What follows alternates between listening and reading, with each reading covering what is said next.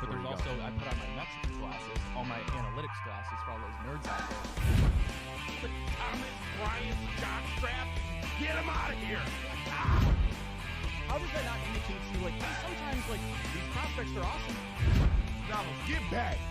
They snatched that chain, boy. Get back! What y'all gonna do about it? Popeye snatched that chain. Get back! We want that snack wrap. They got 3 flavors. Y'all got 1. Get back! Hey everybody, welcome to the Big Factor, guys. Right here on the Big Play Sports Network. My microphone's not coming through. There it goes. What, guys? Woo! It's an early start here, guys, and it's jolly. for Christmas, guys. I'm gonna flip over to you guys. Boy, heck, you know. Microphones, if we get a new microphone for Christmas, we'll actually check that out in a second. But actually, we'll just take this right away. All right, yeah, let's go. Yeah, no, I can't hear you. New play. Guys, first off, before we get into the Cavs Christmas Day game, how was the day itself for you guys? Christmas Eve, Christmas, any good traditions, any good presents, any good food? What did you guys do? Nah, Christmas is hidden. No, Christmas is I got snare in hidden. my headphones now, You fellas. know, we There made go. my dad grilled some steak. Oh. Mom made some mac and cheese. Had a little cookies in the back. Oh, you like I love cookies. cookies. I love cookies. Got started the day with some mimosas. Finished the day with some mixed Mimosas drinks. and It was a great mimosas. day, man. It was a great day. I had a pretty good day. Christmas Eve, went to the girlfriends, spent time with Oh. the How about it? family. How about then- it? Lock in, meet the fam, or had you met the fam? I met the family Okay, before, okay. but I met some extended family. That Oh, was a good okay. time. They had some really good food. Did the classic white elephant. Then Christmas. What'd you net out of the white elephant? Yeah, I actually got shout out my girlfriend's dad. I ended up getting her gift in it. It was a book about the history of concerts in Cleveland, Oh. going back to like the 60s. I haven't read it yet, but I'm very excited to read it. You didn't Shocked sit you down did. day one and read that thing? Yeah, no. Knock that puppy out on Yeah, Christmas. yeah. Have not read it cover to cover yet, but Okay. I like the book because it's colorful and has pictures. Nice. And there's nothing wrong with that. That's that Nothing UC wrong degree with that. right there, Ryan. How about you, Pat? Now that we have you here. Yeah, now that we got a microphone working, I got this thing plugged back in. But yeah, it was good. Went down to the girlfriend's family on down in Ashland on Christmas Eve. Came back up here. Watched through the FanDuel Sportsbook the Cavs blow a lead at MSG. We'll get into that in a little bit here, but nothing worse than watching your team that you get your ride and die with, but you got money line Cavs and you watch them just fall off on there. But we'll get into that in a little bit. What Pat. were their odds? What were the odds? They were plus 200. That was a great bet. Yeah, That was great a bet. great bet. Yeah. Don't hate it. I was going to ask you. So it came to my attention that you are facing off against Bree in the fantasy championship for the 3rd straight year. What's the message in the locker room to try and make sure that the boys go out and get 3 in a row? You don't want to fall down now, like just kind of end the dynasty prematurely. Yeah, this is a tough one for me because Wait, you're playing your girlfriend in I'm the championship? playing against my girlfriend in the Third fantasy straight year. championship for the Yeah, 3rd third straight Family year. league? Yeah, your friends, Wow. yeah, friends league, and Also, she well, the knows tough that. one, Jack, is this is the 3rd year in a row. She had Burrow and Chase stacked last year, but didn't win somehow. I don't know how that happens, but weirdly enough, I think pretty much all of us know that sometimes it's better for me to lose in this instance here. I know if you guys know this game, but it's either the 3-peat or the brepeat, as Jack said so eloquently on Instagram. Repeat incoming. The repeat incoming, but I'll be cool either way because we're in the Big Play Championship as well. Max Lowe with Honor the Land face off in the Big Play Championship. But anyway, guys, we'll get into more football in a second. We got to talk Cavs. Rob, Ryan, you guys are on the similar wave right now. I'm actually Just really not. don't- You sound like you felt like you had nothing to say. You're just. I feel like you're. How I feel about the Browns like all the time is how I feel you feel right now. I mean, there's still plenty of plenty in the season to go. You still have great litmus tests against Houston. You have a litmus test against San Antonio, but it's Detroit I mean, coming the up. good thing was DG. DG played really well. That lob to D Mitch got me hype. It's glad to see him back. I think it was his first back-to-back of the year, if I'm not mistaken. I think he played back to back. We had a back to back before this. This wasn't a back to back. We had a day off. No, I mean like Darius back-to-back. Like, Games, oh, I 2 see in a what row. No, you're he's saying. played 3 in a row. I think. is what Okay, I'm well saying. then, He's played- either way, it was but good to he's see DG playing. be back. But again, you just a 4th quarter blown lead. You can't rebound, and you're missing layups. I mean, it's at that point. Is it a? How do you get on Kenny? Nobody can get on Kenny Atkinson for that. Can you? No, it's not. It's not Kenny's fault. Because you couldn't play Mobley the whole game. I knew he was going to come out for a while, but they actually put him back in because I thought he was going to be minutes restriction. But you had to keep playing it because you built the lead with him in there. But it's just the tale as old as time, man. I mean, Jared Allen is soft as 2-ply double, the most ultra soft toilet paper they got at the store. He's scared of the moment. The lights are always going to be too bright. He shies away. Mitchell Robinson owns him mentally, physically, emotionally, Spiritually. Yeah, pretty much. Every other thing. Mitchell Took Robinson him to owns church, him. I saw. Dude did not score a point, and he grabbed like 8 offensive rebounds versus us in a, I think what was a 16, 15. Some is a lead that disappeared in 2 minutes because we could not grab a rebound, and they just banged in 3 after 3 after 3. Jordan Clarkson, Tyler Kolek, Jalen Brunson, just threes. Didn't think I'm glad you said it because I didn't see a lot of people talking about how Donovan missed 2 layups and then DeAndre Hunter smoked another wide open layup. Like, we missed 3 shots that an NBA player should make 10 out of 10 times, and that also contributed to us just folding. That's kind of what we do. That's just something we've been doing. But I mean, you can look no further than Jared Allen, but the team is stuck. You paid him. His value will never be lower than it is right now, and it's just really sad. But you need a serious center. Like, you got to find that guy that's going to be like your Hardenstein on the team to put next to Mobley, like how Chet has Hardenstein, like how back in the day Kristaps had Rob Williams at times and Al Horford to do the dirty work. Like, we just don't have that guy in Jared Allen. I was going to ask you, kind of switching gears within the Cavs. Like, this is NBA Twitter talk. I'm not saying experts are coming out and making this talk yet, but I saw a lot of, like, I mean, not mean things about Donovan Mitchell, but, like, I always thought Donovan Mitchell was very well liked amongst general NBA fans. Like, I started to see a lot of things come out after the game yesterday. Like, okay, like, we're talking about this guy, like, he's almost 30 now. He's been the #1 seed a couple of times. He's never gone to a conference finals. He slowed up on that play yesterday when Kolek came in and got all ball. Like, Kolek kind of. Did you guys see Kolek's interview after the game? Like, he sounded like a little cocky about it. Like, hey, like, he if he wanted a layup, he had it, but he tried the windmill shit and it didn't work. Like, how important is this? I mean, away from the Cavs and like how big this year is for the core 4, how important is it this year for Donovan Mitchell to at least make a conference finals or to like stake his claim as a top blank player in the NBA? It feels like another make or break year. Like, without this, the entire team kind of implodes as we see it. I don't know if that's really important for him. I kind of think he is what he is. And there's a reason people said for a long time that Mobley needs to be the best player, because I think Donovan would be a championship level, like a top tier, like perfect second option. I think it's really hard for him to be that guy. I think he's easily a top 15, 20 player. Certain days you could argue he's top 10 with how he can play, but him solidifying anything going to like he's been to the conference finals before, but I don't know if there's much more he can prove. Like, I think he is an amazing basketball player, but he's being asked to do more than he should. And he's been being asked to do more. You think it's more the expectations are too high? Yes. Okay. Ryan, we were talking about this in the McGuire house. Like, how far away do you think, if the Cavs continue like this, how far away do you think a trade request for Donovan Mitchell is? I don't know. I mean, where's he gonna go? Like, I mean, like, okay, first of all, if you're the Cavs, I don't think you're moving on from Donovan Mitchell. Correct, but I'm talking just about the trade request. I'm not saying we trade him. How long until Donovan Mitchell has had enough of this, if it continues this way, and he puts in their request? Oh, nah, never. You don't think so? I don't see it. I don't know, man. Interesting. I think this is the perfect when would his situation. next extension come up? In terms, because I know he signed one the 3 prior with to us, last year, right? I don't know. I don't know the contract specifics. I don't see him asking out. I would have saw Garland asking out, but he's already done that before. But I would have seen that coming. But I think they're gonna they have to stand pat. Like, unless you could make some sort of swap for a center that could actually, body people up down low. And credit to Mobley, because he really showed me that he's been working on. He has some great defensive possessions on Cat, like who's very aggressive, squaring them up, walling them up, forcing misses. It's just Jared Allen is just like.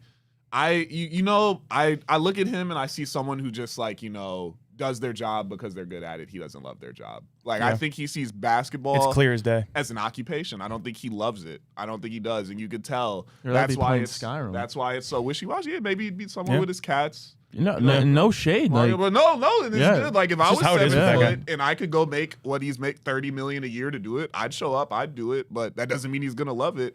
And you'll see it time and time again. But you need people who are either so good that it doesn't matter or that love the sport to win championships. And I just don't think he's that guy. I think he sees it as a job. He shows up. He meets the requirements of showing up. He does enough to keep his contract, fulfill his contract, not be a nuisance, cause no problems. And that's it, and he goes home. So obviously there's things like returning chemistry. Like, it's not like you've had the core 4 out there every single night the whole entire year. Like, injuries have killed the season so far. Not quite. I mean, in a way you could almost say derailed to this point. Yeah, but I mean, there's still a lot of time to make up ground.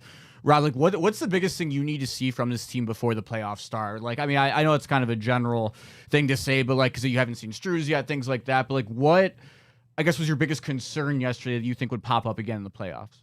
I mean, rebounding, but you can't. that's I mean, an yeah, you effort. can't really That's fix him. That's an effort thing. You get all the guys back, the scheme will work. Like, you've seen how all the bigs have gotten like more opportunities on the rim because Sam Merrill's back.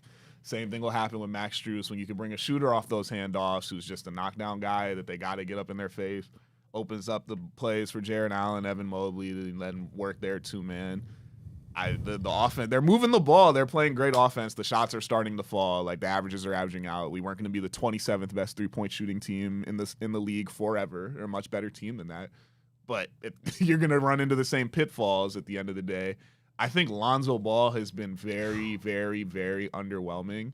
So maybe if that continues, you lean more into a Craig Porter, who I think has played very good in every opportunity he's had. And Larry Nance, whatever we do get from him, I'd play Thomas Bryant more because at least he's going to get out there and bang. I would have maybe liked to see some more Naquan Tomlin yesterday. Someone else who's a little less scared to get out there and just run into some people, be aggressive. Those are the moves that I would say I guess Kenny could pull the trigger on, but that's something he's got, I don't know, like 50, 60 more games to figure out. So I think another fun one. I mean, people who watch the Cavs every night have talked about this for weeks, but I think for a lot of people who just tune in for the national game, stuff like that, yesterday was a coming out party in a way for Jalen Tyson. What do you think his ceiling is in Cleveland? Like, I mean, obviously he's been kind of the glue that's held together whatever we are right now so far this year, but like, how, I guess, good can this guy turn out? I guess when they do eventually tear down this team, which I think happens this year, the second iteration of the Cavs, the best version, like the most potential, everything works out perfectly version, has Jalen Tyson as like a future all-star. I think he's a really good player. With more opportunity, I think he could. Never with this setup with, well, maybe would be, but he's going to never be over like 4th or 5th option the way it's set up right now. Maybe in the future, two members of the core 4 might not be here, so Jalen's more of a 3rd option guy. But I think he's a great player. I think he could be also. He's got the build for it. He's got the mentality. He's scrappy. Could shoot it. Could drive it. Could dish it. He's an all-around player. So another hit at the end of the draft. I think Craig Porter was a hit. They just don't use him that often. And Jalen Tyson's a hit. Like they're doing great things in the draft. Just got to figure it out what you're going to do with the pieces that have been here. Yeah, and one of the things, too, is you talk about that point guard position. Darius Garland obviously playing through a lot of injury. Chris Fedor was on one the other day, yesterday, actually, guys. He tweeted this one. This season, after today's loss against the Knicks, the Cavs have a net rating of minus 3.6 with Darius on the floor, and they've got a 5.0 with him off the floor. I should say minus 3.6 with him on the floor. This is the first time, guys, that I've really noticed kind of media turning on Darius a little bit. I don't think that's a fair narrative whatsoever. He's playing through this toe injury. That's going to be one that he's going to be dealing with through as long as the Cavs go in May and June. But at this point, do you think it's fair to pin a lot of this on Darius Garland right now with his injury? I mean, I'm sure those numbers are skewed by a lot of his early games. I thought he played an amazing game yesterday. I normally have multiple times a game where I'll say Darius Garland is a liability and he's doing X, Y, and Z on defense. I didn't see that yesterday. I thought everyone's effort was great. Yep. I thought he was amazing on offense. And I don't know the net rating off the top of my head. I know the stat, but I'm not going to say like average, but he makes up for it on the other end. Like you need to have him playing. So he's never going to be like this defender, but he gave you more than enough effort to win the game yesterday, and then he gave you a massive effort on offense. But people are going to start pointing the fingers until things get answered. I mean, it's as simple as that stretch where Mitchell Robinson gets 5 rebounds away from everyone coming in today and saying, we got a huge win. Everyone's turning the corner. And I think they're going to continue to turn the corner. But sometimes you play tough teams, and tough teams have good games. But I think also, this might just sound like the dumbest thing of all time, but when you've had 5 straight years of 2 undersized guards, like isn't that something that kind of comes with it in a way? Yeah, he's never been a great defender. Right, for sure. It's not like it's new news, and now he's got a messed up This didn't toe. come out yesterday. Yeah, that wasn't the scouting report coming out of Vandy, but guys, not a lot of defense in the NFL as well. We had a lot of NBA games on Christmas. Vikings had some. Well, yeah, they brought the boom. They brought the boom, okay. Bring the boom. They brought the boom. But anyway, guys, not many great games, I should say, in the NFL on Christmas. The NBA really took it as we were expecting, Rob. We will get into that next, but I got to tell you about our friends over at Garage Beer. They've got those 2 flavors, classic light lager and that classic lime. It's no frills, no bitterness, no IPAs. It's just beer the way you want it to taste. It's beer-flavored beer. Scan that QR code. Visit their website, drinkgaragebeer.com. That is drinkgaragebeer.com. Pick yourself up some at a local retailer who sells garage beer near you for the holidays. New Year's Eve is coming in. You got Christmas Dude, just happened. We will had plenty say, of garage beers at the holiday. Pat had a garage beer lime. I think it was 2 days ago, maybe. Okay. Incredible. Yeah. It'd been a week or two since I'd put one down the gullet and hit it home on Christmas. Good phrasing there, and that's I don't drink lime stuff at all, but garage beer lime is actually my favorite lime tasting thing at all ever. So, guys, we got to jump You're into. like the Dos Equis guy. Like I don't drink lime. I don't beer, drink but when lime I beer, do, but when I prefer do, garage beer. yeah, garage beer. Get on the Christmas sale grind as well. By the way, I know you've got those 2 flavors and they're classics. However, can we get a little one-time Christmas sale? I don't know if you guys are on that Christmas sale grind, but I would love a Christmas sale from garage beer. Guys, NFL. Where do you want to start? Because, like you said, the Minnesota Vikings, their defense was unbelievable. Max Brosmer had, I believe it was 57 yards total under center for that might be too many. I'm be too many. I didn't watch any football. Yeah, games. I mean, they were I terrible actually- football games. I had like the government like held my eyes open and I watched almost all of Did that the football Broncos game. beat the Chiefs? Wasn't that a close game? That game was really 13, close. yeah. I didn't watch much of that game though, but I did catch a good amount of the Vikings and Lions game. I just wanted to ask you guys because like I read an article that mentioned this moment yesterday, so this is not an original thought. But last year, I think the last week of the season, the Vikings and the Lions played, and there was like a moment at midfield when O'Connell and Coach Campbell like met and they're like, "Hey, we'll see each other in a couple weeks here." And now they're both like a year later, they're both not going to the playoffs in the NFC out of the NFC North. What the hell happened to the Detroit Lions? Like that was one of the worst offensive performances I've seen in my whole entire life. I think it was 6 turnovers by the time it was all said and done. Like it was almost like if you thought as a little kid, like what if I went into Madden and made our quarterback a 0 overall and tried to go win a football game. Like that's they did a Mr. Beast challenge. Like they literally like they could not move the football. They ended up getting the ball on like the 20-yard line to score their first touchdown. Like I don't know how the Vikings won that game. Like I don't know what the Lions' future is. Like you might got to consider like turn that shit down a little bit. Well, Yeah, because it can't all be Ben Johnson. To go back to your point, like what happened with both of these teams, I mean, for the Vikings, it's you don't have a quarterback. Yeah, J.J. they got McCarthy Darnold. is barely available, and when he is, sometimes he's good, but it's like 9. it's like two-faced. Like a half will He is play hardly good, not- yeah. then a half will look like he's unplayable. Max Brosmer, you can't expect. I know He they is got the unplayable. win, but he's unplayable. Their defense won that game. For the Lions, I mean, biggest thing is injuries, of course, but it's bad drafting too. Like the last 2 drafts, that's the quickest way to close your Super Bowl window. Your first pick, 2024, Terrion Arnold. Sorry, bad, and he's hurt now. And then you drafted nobody that's startable, I don't think, in that draft. Then you go to 2025. Tyleek Williams out of Ohio State was your first-round pick. He hasn't done anything, right? Then you trade 3/3 for Isaac Tesla, who could be a great Insane. player, He had a nice catch but he's yesterday. buried Really on the nice catch depth chart. yesterday. And then you let Ben Johnson leave. I mean, that's probably the biggest story of the season. He's 11-4, looking to win the NFC North. Like, and Jared Goff, like he's great. He's a great quarterback when things are going great. Like he can throw the ball in tight windows, sure, but he's not going to elevate your offense to the point of a Caleb Williams, of a Patrick Mahomes, of a Josh Allen, right? Like that's what you get with a guy like Jared Goff. It's too many injuries. Their defense can't stop a nosebleed. And at this point in the season, like I feel bad because they're so beat up. But at the end of the day, like Kelvin Shepard stepping in for Aaron Glenn, he's done a decent job with what he's had because of the injuries. But then you go to the offensive side of the ball, like He's younger, right? yeah, Kelvin Shepard's younger, but losing Ben Johnson, like that was probably the biggest offseason move of the season. Frank And- Ragnow too. Right. It's like he's an offensive genius. You let him leave the building. I know you didn't really have a choice. He's going to go take a head coach job elsewhere, of course. But yeah, for the Lions, like I don't know what you're going to do next year because again, like unless Jared Goff truly has like these elite weapons, and he does, but the defense, like I said, can't stop a nosebleed. I don't know what you expect, especially when you're playing December football and every game means something. I mean, it's just so. How mad you guys think Roger Goodell was yesterday, eating the ham sitting at the Christmas dinner table? Dude. Like they thought they had the lineup to end all lineups of NFL games on Christmas. Like it was gonna be JD versus Dak. That was gonna be a super fun game. And then you got like the late night game, like the AFC West race is gonna come down to the wire. In between middle, you got 2 teams went to the playoffs last year out of the NFC North. Like Garbage. he thought Two they were 15 so win set teams, up, and yeah. then just boom, no Garbage. quarterbacks play. I think all 3. I think Brosmer. What was the Chiefs kid's name again? Oladipo. Okuladoon? I Oladipo. can use it. Yeah. All 3 of the backups covered that yesterday, which I thought was funny. How about that? Shout out Josh Johnson. Shout out to Josh who I Johnson, didn't man. remember was a Brown. I don't remember him playing for the He's Browns. played ever. Yeah, for, I mean- half the NFL. I think 11 teams. But like, do you guys remember him taking a snap in Cleveland? Like, I didn't No, remember I don't think that. he did actually. Oh, he but just like happened. I to think be he was like here. basically Okay. the inactive, yeah. But he's a classic Matt Fontana grid answer. You got to get him in there more often for you guys on Thursdays.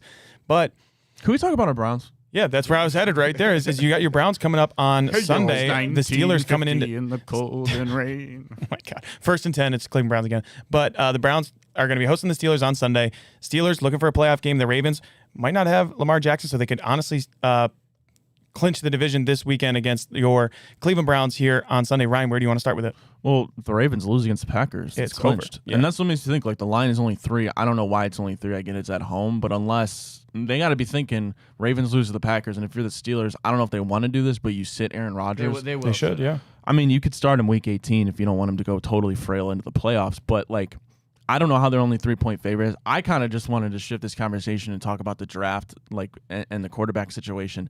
I'm just so sick of people acting like you have to draft 5 linemen in this draft to fix this team. You can't take a quarterback because that'll set you up for failure. I just don't understand that. You have so many picks in this draft. You don't have to take a top-tier tackle if it's not warranted in the first 5 picks. Like, I don't want to trade back. I'm sitting there at 2. I want to reap the rewards. I keep saying that of being bad. I want to take Dante Moore because I think he's a better quarterback than Shedeur Sanders will be. You can still start Shedeur Sanders next year.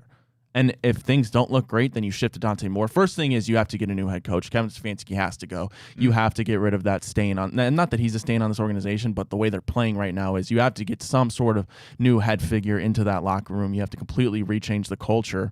And I want to take Dante Moore. I want to build the offensive line through the draft just like everybody else does. You can still get a good 1-2 receivers in the draft. I just don't understand why people think you have to take 5, like you have to take a tackle with your first pick. You have to take a wide receiver with your first pick. No, go take the most important position in sports in Dante Moore. So I was going to ask you guys, just general, and looking at both the top quarterback prospects, like obviously things can change a lot of time between now and April, but it's coming down to Mendoza and Moore at the moment. Not like Fernando Mendoza is crazy old or anything. I'm not trying to say he's like Dylan Gabriel, 30 years old, coming into the draft, 18 years of college experience, but Fernando Mendoza has started for a couple of years. He's 22, I believe. I think he'll be 23 by the time the draft rolls around. Do you guys think it plays in Dante Moore's favor that he's so young, or will it hurt him? Like that he's old? I mean, because like the way I think about it, like I'd rather have him because of how young. Like he's 20 friggin' years old. Like I know he has 18 starts, but like if you could maximize this guy at 22 years old, how crazy would that be? Yes. I think you were right. Everything you just said. Him being younger is better. Yes, you want a younger quarterback because Tyler Shaw's great, but he's what 25, 26? 25, 26. Like good for him, by the way. Like, hey, hand up! hey. I shit on Tyler Shuck every chance I got, and Yeah, he's to off his this moment parents' in time, insurance he's at this proven me point. so wrong. Shout out to bro. I They're playing well. Hey, Mary Kay was on to something. Mary about Kay Tyler was- Shuck, bro. Wasn't it take 2 quarterbacks in the first round? What was that report? They could have done it. I'm But going to honestly, the too- Browns game, by the way. But I couldn't agree with you more, Ryan, because I think I've been saying the same thing. Regardless of what they do with the first pick, it's absurd to act like there aren't enough picks to severely improve the team. Because also, if you drafted 5 linemen, the line would suck next year again. It would be 5 rookies. You got to have some proven guys on the team. Got to get there's still a free agency that's going to happen before the NFL draft. Like people completely forget about that. I think people are operating under the assumption that we have no money. And yeah, Shedeur Sanders, while some people like you get the reports of saying, oh, well, you don't want the celebrity in the locker room. From everything I've seen, he's been an upstanding teammate that's caused no drama from the time he was a backup to now that he's a starter. The one thing I guess you could say the mime thing when he like didn't speak in that one interview. But yeah, you could keep him on the team. Like he could still be here as a backup quarterback or as another option. Well, I think when people bring that up, I don't think it's like that. It's Shedeur who is causing the issues. I think it's just like the fans, the and general the media swarm around him and the attention that will go to the backup quarterback is like. I think that's what people mean. And not I like think that Shedur's doing everyone anything. should get over that. And I remember saying that at the beginning. If you're worried about people that aren't playing the sport, if he himself is not a problem, and you let the media and the media swarm ruin anything going on in that building, That's what teams do, though. That's on you guys. You should be betting. No good teams let that happen. I mean, there was a media swarm on the Chiefs for years. They won Taylor Swift. All that. There's no bigger celebrity good than team, that, though. bro. Huh? We're not a good Hey, team. but though. I'm saying Yeah. we're working on becoming a good team. Yeah, fuck. I mean, what organization has back-to-back 3-win seasons with a lame duck head coach and doesn't take a quarterback when he's staring you at the face with a top 2 pick? No organization does that. So what do we do if Moore goes 1? Then you take Mendoza. I think Yeah. the only reasoning would be... I don't know if I'm sold on Mendoza being that much better, though. I can see a world where Moore can become that much better. I don't know about Mendoza. I really don't. I think they could both become about equally like that 10 to 15 range in quarterback given time. So I don't know. That's the main question. Do you think the guy you draft is going to be that much better than him? I mean, it becomes worth it. I think if you're in the NFL and your team has been absolute trash and you've been looking for a quarterback since 1999, like go take any chance you can get. If it fails, then you're right back where you are. Like I see you believe in Dante Moore, but you're more iffy on Mendoza. I mean, I believe in Fernando Mendoza. I just think maybe there's that ceiling. Like when I look at Dante Moore, can I see him turning into like the type of quarterback where he's completely transforming an offense, where he's getting out of the pocket? Like that's a Dante Moore prototype, based probably. on that, that's the guy you pick. That's the guy you go. Right, like Fernando. Don't settle with a high pick though. That's what. So if you're not in love with the other guy, then you make a move and do something else. If you love them both, okay. If they're thinking of it like you, where the one guy's this transformative player and the other one's like, man, I guess.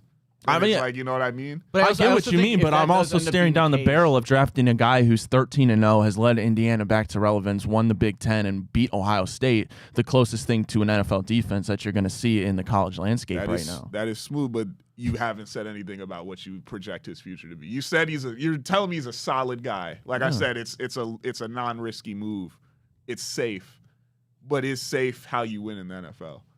I suppose no. I mean, your point's well taken. I just and we don't know. I'm going based off your opinions, but that's another like to the 50 layers of when we find a coach, when we go through free agency, when we do all this, we figure it out. Then we get to the draft. You still got to ask yourself, which one do I like? Do I like them both? Do I like neither? And neither one of them going to be that. Like all that, we're going to figure it all out. And the decision we make is probably going to be wrong, but we could talk about it for the next couple. The thing I like about it is if they're at 2, right, and let's say that they're in a boat where they're dead convinced it turns whatever combine blah blah blah, talking to them that they're like, all right, Moore's the kid, like maybe still the national consensus is still Mendoza. Do you trade up to get one if he's your guy? Yes. Okay. Yes. If you believe that he is a franchise-changing quarterback, you go draft him. I don't understand how you can make an argument not to. It's the most important position in all of sports. I understand you don't want to lose those 2 first-round picks, but if you think that Dante Moore is going to be the next Caleb Williams, right, the next quarterback, young kid that comes in, totally transforms a franchise, Caleb Williams is going to lead the Bears to relevance for the next decade, probably, right? But here's the thing. You have to find that head coach to pair with him. Yeah. I think an underrated, or not an underrated factor, you guys aren't stupid, you're well aware of this, but a lot of it is that, hey, free agency does come before the draft too. So, I mean, we're going to know a lot of our answers then. Like, because, I mean, we can sit here now and think, yeah, like, we're going to go out, get left tackle 1 and a center maybe in free agency or something, right? Or, like, whatever. We know by draft day if we got him or not. I mean, there's a world they say, you know what, kick rocks. I'll take less money to go try and win somewhere else instead of joining a 6-25 football team, you know? Like, so I think we'll know a lot more about what we're looking for at the draft by the time free agency rolls around. Like, I think that also, like, because that for me, it's a world where if let's say we miss on everyone in free agency, like, and you just bring in, like, you're bringing in scrap heaps to compete with rookies that are taken in the middle rounds, whatever, and that's where you sit. That's a world where I consider running back Shedeur then, just because, like, if you don't have anything, like, if you can't go out and get pieces 1, 2, and 3 to start the retool on offense, then that's when I start looking at, okay, maybe it's not smart to just get this guy killed. My thing is, like, why do you have any confidence in Andrew Berry and Kevin Stefanski if he's even is still there, which I've got a pit in my stomach, like you said a couple weeks ago, Rob, that Kevin Stefanski might still be around in this organization. What do you guys think the odds are as of right now?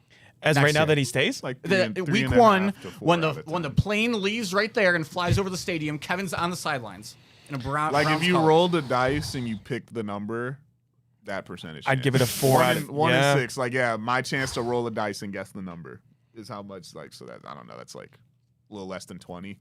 Yeah, I mean, I'm giving it a 4 out of 10 right now. Like, that's where I think we're at. 40% chance that Kevin Stefanski is still back, and that's the most. You think it's that high? I do think so. I know you guys are lower than that. He should be gone. I'm not saying he shouldn't be gone. What's the story, Morning Glory? What do you think? I think they are so avoidant and hesitant of change because of all of this perception that they've had for years and years that they're quick to fire. Or, you know, they hire the wrong people and then they're not quick to fire them. Which, at this point, like, you've kind of gotten rid of that because you've had these guys for long enough. He's been here a half a decade, Kevin Stefanski has, longer than that even. But at a certain point, why would we trust Andrew Berry to make the right decision as well? Because maybe his hands are tied at 2 and whatever quarterback is kind of like you're left with, and then you get a little bit of like, you know, it's not his fault because whatever quarterback you're stuck with, he took him and at least took the shot on him. But how are we going to develop these quarterbacks here in Cleveland? Like, I'm not necessarily sold on Fernando Mendoza. I think the ceiling of Dante Moore is way higher, and I'd much rather have him at 2 as opposed to, you know, getting him at 1. What do you guys think of Cam Ward right now? I mean, I like him well enough, but I didn't think he was like a bona fide number one, and I don't think there's a bona fide number one like either. See the potential? Do you think he's For made sure. some good throws? For sure. Like, so he plays on a worse team than we do, and beat you us. can still see the talent. Yeah, that's And what beat I'm us. saying. If the quarterback is good and you love the quarterback and you think he has talent, I'm not like the quarterback is supposed to raise the water. Like all the tides are supposed to ride. You know what I mean? Yep. So I'm not gonna sit here and keep saying the kid's gonna get killed because there's a lot of bad O-line play. People get hurt. People get hurt behind good, bad, whatever O-lines. Like kids got to play. If you pick him, you pick him. If you think he's good, I think Kevin's got to go. And I do think if Kevin does stay, we're probably going to stick pat with Shedeur and then just improve other things on the team with our top draft picks. I would see a trade back 9 out of 10 times if they keep Kevin as the coach. 9 out of 10. But if you do go down that path, then right, Rob, like if that theoretical comes to be true, that's not a terrible. Like assume like past keeping Stefanski and not drafting a quarterback, trading back's not a bad idea. No, I mean that's good. Dude, if they trade back, it better work.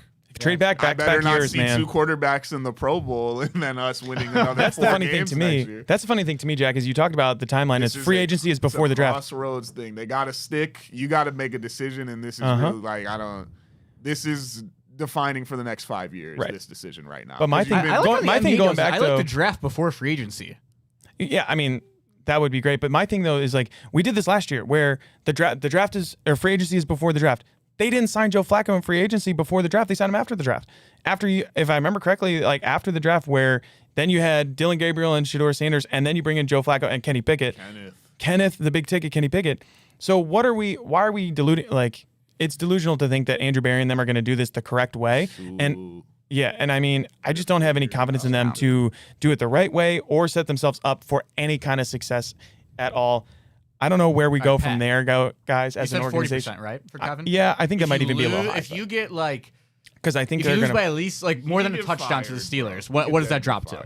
Like a by a touchdown to the Steelers, it drops to like out. 25%. I hope, man. That's what I'm thinking. I think they're putting a let's lot say on that- this home like, game right here. Give me this doomsday scenario. Imagine they If rested Mason Rudolph Rodgers plays and you get shit kicked, and you we almost fire him lost. after the game, Yeah, right? like that's If so, let's say the Steelers clinch or make the Steelers playoffs, clinch, right? yep. A-Rod sits out. Mason Rudolph plays. Let's say you take like the saddest like 24-3 loss of all time at home. Like it's an ugly. Shedeur throws 3 picks. Like that's out the door. He's done. The defense can't stop anything on the ground again. Mason Rudolph is celebrating on your field. Do you fucking fire him on the spot with a week left? I'm not like. I mean, You know what's keep the tradition also going. slept? This is Shador's last chance because Yeah. I think with a loss, That's what I'm saying. I think with this is a it for loss him. this week, I don't even think they play him next week. Zappy time. Yeah, I think we're going like the full tank because then you need that loss because then Yeah. they're all the way locked in. They're not gonna. Oh, so he gets like a wrist injury or something. Like, yeah. Miles 100% gets whatever he needs this game, and then everybody's not playing next week. You see the boys, you see the Zappies. We're bringing up Pop-Tart Bowl roster? We're Pop-Tart. activating all them people off the Chico roster. Dowdle has and then to we play. just watch the Bengals win by 1 million. And, Yeah. and they won't have to hear it because if Dylan, if he started here, would get booed to death. They Mm-hmm. won't have to hear it because it's an away game. We're getting. What do you think? Give Dill one more week in the This sun? is another Wow. unlock on what it's gonna be. So if you're Shedeur and you want to be a quarterback on this team, you better come out there and find a way to beat the Steelers. Correct. You better find a way. So the only headline that we're looking at is, besides the coaching in this game, is will Myles Garrett get that sack record against the Steelers? A lot of that will honestly be determined if the Ravens lose, because if Aaron Rodgers plays in this game, you bet your ass that they're not going to try to let him get that sack record. Obviously, Trey Essex and Charlie Batcher are going to say that they don't want Myles Garrett to get that record against them anyway, but Mason Rudolph is a lot more likely to take a sack than Aaron Rodgers is. He'll be trying to get the ball out quickly. Do we think he does it this Sunday at home, or do you think he can get it next week against the Bengals? What if he takes the helmet off and hits him? So he That's doesn't what I was have to play thinking, the last right? Game of the year. It would be Yeah, so he It would be gets full the Bengals circle. game then. It'd be pretty full Rudolph circle. was the record settings. Do you think Schefter will tweet record period, assault period, something like that? Oh wow. Yeah, probably something crazy. Like, Yeah, I something don't, stupid I don't like know. It's a weird scenario either way. I honestly kind of hope Aaron Rodgers plays and he does have it broken out in him, because I've always found the parallels between Aaron Rodgers and Brett Favre's career to be so funny. So like that'd be another thing to throw on the list of like things that happen to be the exact same for those two quarterbacks. But then again, like if it was Mason Rudolph, like that would be the picture perfect. It almost like In a way, though, like the first time early this week when I heard about the Mason Rudolph thing, I was like, oh, that's the funniest thing of all time. But like now it's like everyone said it 1,000 times. I think it kind of lost its luster if he does it against him. So give me A-Rod. Interesting. Yeah. Okay. Well, if Mason Rudolph, at least he'll be booted. It'll be a really low-scoring game. I'll have to look at the lines here on the FanDuel Sportsbook, guys. But do we want to go around right now and give our score predictions, or because I think the Browns are going to keep this one close. You said the line was 3.5, Ryan? Yeah, I don't think. Wait, we are favored? No, minus no. I was gonna say. We're plus 3. Plus 3.5. Which means if it was in Pittsburgh, they would have had it about a touchdown. Yeah. About 6. 7.5, probably, yeah.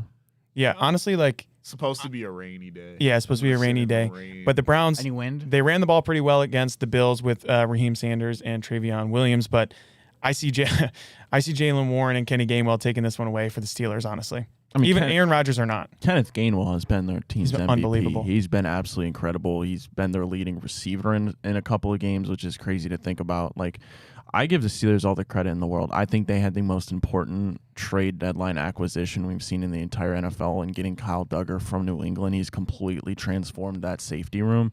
Like Jalen Ramsey, I give him all the credit in the world because he's come into Pittsburgh and been an absolute game changer, playing basically every position you can for a defensive back. Deshaun Elliott and Juan Thornhill were absolute buns. Kyle Duggar has come in and completely gotten them back to the Steeler way. Derek Harmon, when he's on the field, is a complete game changer, complete run stopper, holding Jahmyr Gibbs to like 7 yards, I think it was. Like the Steelers, I mean, beginning of this season, I was super down on them. I didn't think they'd make the playoffs. Obviously, here they are staring on the barrel, about to win the NFC North, or the AFC North, excuse me. Like, if Aaron Rodgers is playing the way he has the last couple of weeks, like, the Steelers are actually a threat in the playoffs because of how complimentary football they play. Like, they still have the best special teams unit probably in the entire NFL between Chris Boswell. I just don't know.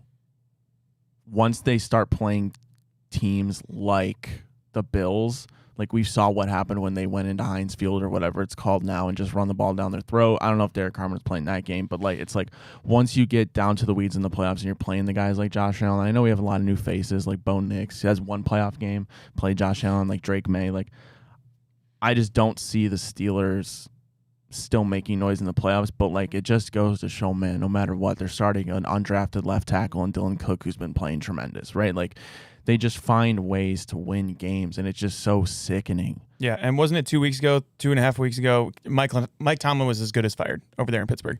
We were texting. I mean, he still needs to win a playoff game. He does, for sure, but it's crazy how it can change so quickly because now they're in the driver's seat for the AFC North, probably going to come home with that division title.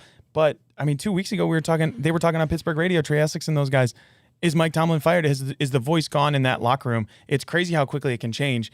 Why doesn't it change like that here in Cleveland? Kevin Stefanski, his voice has been gone forever at this point since, the Flacco magic ran out against that Texans game. Got one of these on his finger. I know it came a real long time ago, but things get a lot easier when you have one of those and you get a lot more wiggle room to figure things out. They got a history over there. They've got a culture. And Mike Tomlin has he's a man. Like I don't want to say like Kevin's not, but I mean Mike Tomlin will sit there and just stick on what he does, and it actually shows in his red results versus just saying it over and over again and looking insane, which he has though, and at times he does, but he looks insane way less, going to the playoffs and losing versus being 3-14. But with all that being said, Steelers 20, Browns 10. Wow. Okay. You see the Browns still get in the end zone. I don't know if we're going to be able to run the ball like we did against the Bills. The Bills have a really terrible run defense. They're much better against the pass, but I think the Browns maybe get 9 points. I'm going with the Steelers in a strange one, like 19-9. Some random field goals, 2-point conversion. Yeah, I wasn't far off you. That was going 24-12. 24-12, yeah. Ryan, what you got? Oh, I'm going Steelers 31, Browns. 31 in the Mason range. Rudolph, Yeah, potentially 31 then points. again, we're going to get Browns 10. toted on, bro. We're going to get toted. Yeah, for sure. It's going to be bad. Kenny Gainwell. Rob, if you're saved going my out there, how many championship. rushing yards can you get on the Malik Collins list, Browns defense? If I'm running behind, like who's my O-line? The Steelers. Are they solid? Are they cool? Check out the trench You report, gotta my check out the friend. trench report. They baby. are. Yeah, I was about to say, if I was running behind the Bills line like James Cook last week, I'm getting like 60 yards. Like easy. Like that's before contact, honestly. I'm not running through anybody, but like I just lay down and fall forward. He wasn't getting touched, and I just hit one of those. It was like a 7-yard carry. Yeah. I'm saying I'll probably get like 50 in the rain, like maybe depending. Like How many carries? on like 8 carries, 50 yards. Wow. I like it. I like it. You like if I'm This guy the fucking NFL. if I'm the change up back, bro. I'm because the third down back, Robert run defense Watson. has been so bad. So bad. It's been so bad. We may see Dylan Sampson back for the Cleveland Brownies as well. Oh, thank God. I hope so. I mean, he was still questionable, but we're looking that's at gonna win us the game. Yeah. Wow, we're back. Will we see Vegas? Check those lines again. Yeah, check those lines again, baby. But I'd be interested to check him out as well because Raheem Sanders, Travion Williams, they're not gonna be on your squad. Like if we can get keep Rocket Sanders. Yeah, well, I mean, he's been inactive. Let's not jump to conclusions. Assumptions make an ass out of you and me. Hey, man. Wait, so tell me why he wasn't getting carries though. Yeah, dude. Why were we ever Healthy going scratches, Jerome Ford? Sanders and weeks? Sanders backfield is the most fun thing of all Come time. on, man. Oh, Sanders and Sanders. Like a law The firm. law firm of Sanders and Is Rocket Sanders. Sanders not better than Jerome Ford? Oh, he's No, way 100%. better. Like, He has always I think been. there is a non-zero chance that he is the best running back remaining in our running back room. Someone said it. I forgot who, but all the running backs all offseason all pass pro because that was one of the things we were giving away our plays all year because you would bring in Jerome Ford. You knew he couldn't run the ball for squat, can't hit a hole to save his life, but he was the only running back on our team that knew our pass protection, and we were just giving away plays all year. So that's another thing we got to work on. Like we sleep on stuff like that like really matters in the NFL. It does. So the other thing too is like Travion Henderson for a long time for the Patriots, he was really struggling in pass pro as well, and Mike Vrabel benched him quite a bit. So he really struggled. A lot of people, Matt Fontana two about this as well on his Twitter. Did we miss with taking Quinshawn, or is it just a different style against taking Henderson? Because you had those two Ohio State running backs right there available for you. I don't know. Currently, who would you rather have at this point? Quinshawn Judkins, barring health setbacks, anything like that, or Travion Henderson? We'd have the same combo if the players were swapped. Yeah, I think you're nothing right. would I change. think we'd be having the same talk. If you're getting touched behind the line of scrimmage on 50% of your Quinshawn, carry. he's got whatever it was, his yards Different per styles of contact. backs. Bro, he might have like 1,300 yards if he was a Patriot right now. Yeah. Like seriously, if he had any line blocking, like I forgot the game. He had 100 yards, and I think like he had got touched behind the line of scrimmage on all of them were after contact. He had like 100 yards rushing and like 130 after contact. Every play getting touched in the backfield, breaking 3 tackles. Insane work. Same combo, anything. You swap any player that we pass up on that's doing good anywhere else. In the alternate universe where we take that player, we're having the same combo, and we're like, dang, wish we had so-and-so. There's probably a world where we passed up on David Bell. Yeah. We're like, dang, man, there's Browns fans in another generation. David Bell, baby. David Bell is Amon-Ra St. Brown somewhere going crazy. God. Like it's Anything else? We took Amon-Ra St. Brown over David Bell. What a bunch of Isaac assholes. Tesla. Oh, man. Anything else we got to get off the chest about the Cleveland Brownies before we get to our FanDuel parlay of the day? no, we went all score pretty good. That's exactly how I feel, Ryan. Big exhale. Yeah. Boys. Big There's really exhale not about our much to Cleveland say Browns. until Boys, you get rid of Kevin Stefanski and you draft a quarterback. So If we they win come- this game. I was gonna say we win and we come in and now we're not getting a QB. How do you feel? See, I don't know if that's And Depends that's not how a you guarantee. win. Kevin. That's It not a depends how guarantee. you win as you well say? because If you have a new head coach, But then you're definitely trading up. Because that would mean you're 3. I'm saying we win the game, we ruin our chances at like going up. Because it's right now, Yeah, if we that's lose out, true. we're top 2. Yeah. But if we mess I around, think the and- Giants could still That's what I'm sneak and saying. win a game too. If I'm the And I Bengals and think our this is season the doesn't last matter. game where we're going to give an honest chance at trying to win. The last one where we give an honest shot Yeah. at it. I don't think we're going to see an honest chance next week. Yeah. So 'Cause say teams- they do win. yeah, put it that way. Shador's playing. If you win, congratulations, you're a quarterback. That's what Yeah, pretty much. He just won the job. Here's what I'm thinking. He Like, quite literally wins his own job. like last week of the year, if you're the Bengals, right? Like you're Zach Taylor, your job's safe. You signed that extension before it was this season or last season, whatever. If you know you can stop the Browns from getting a quarterback at 1 or 2, don't you try and lose on purpose? Kind of. No, because they're not built like that. They don't give a fuck if we Yeah, draft a quarterback and I because they mean- know they're better than and us. they- Like they and don't. Burrow's been Nothing playing. that we do is in the back of their minds because they're a competent franchise that only wants to win games. Yeah, that was a 4D chess move. No, nobody's I mean, checking for but us but I like mean, that. I why don't know not? about that, though? man. Why would they care? They could keep us even shittier. No, it doesn't matter to them at fair all. enough. It really doesn't. And Joe Burrow and Jamar Chase have been playing. No one sat out for them, right? Yeah, they want to keep. Yeah, getting they're still those playing. reps.